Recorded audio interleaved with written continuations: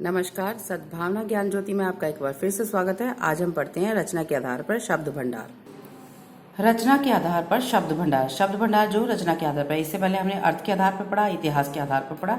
आज देखिए रचना के आधार पर शब्द भेद। रचना के आधार पर शब्द भेद तीन तरह के होते हैं, जैसे रूढ़वाद, यौगिक और योग रूढ़।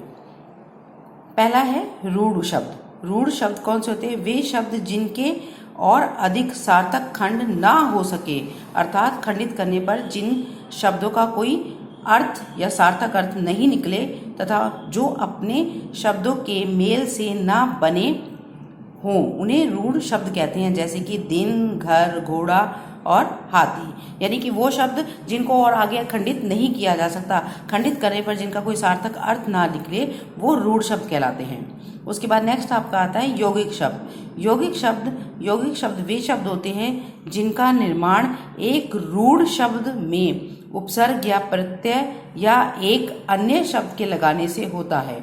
जैसे नमकीन, नमक और इन।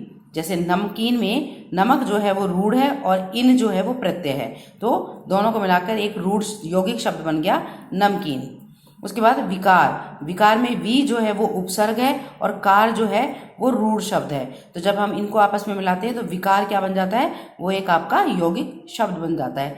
ठीक उसी तरह से जैसे कि पुस्तकालय में पुस्तक जो है वो एक रूढ़ शब्द है और आलय जो है वो भी एक रूढ़ शब्द है। हमने क्या बोला था कि जो किसी उपसर्ग या प्रत्यय या एक रूढ़ शब्द के को जोड़कर या मेल से बनते हैं वो यौगिक शब्द कहलाते हैं। तो ठीक उसी तरह से पुस्तकालय, पुस्तक प्लस आलय दोनों रूढ़ शब्द हैं और दोनों को मिलाकर एक यौगिक शब्द बनता है पुस्तकालय।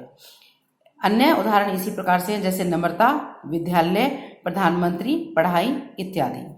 उसके बाद नेक्स्ट आपका आता है योग रूढ़ शब्द। योग रूढ़ शब्द कौन से होते हैं?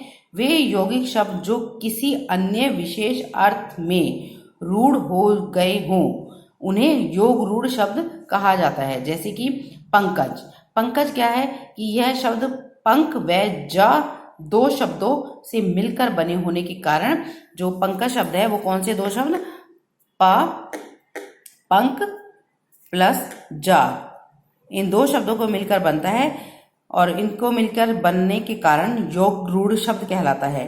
परंतु यह एक विशेष अर्थ कमल के लिए रूढ़ हो गया है, जबकि इसका शाब्दिक अर्थ कीचड़ में उत्पन्न कोई भी वस्तु हो सकता है। इसी तरह से और उदाहरण है, जैसे कि चारपाई, नीरद आदि।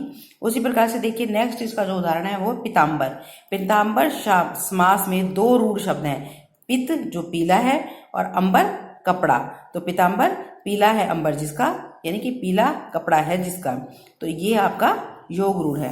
आई थिंक आपको रचना के आधार पर शब्द भंडार के भेद अच्छे से समझ आ गए होंगे। धन्यवाद।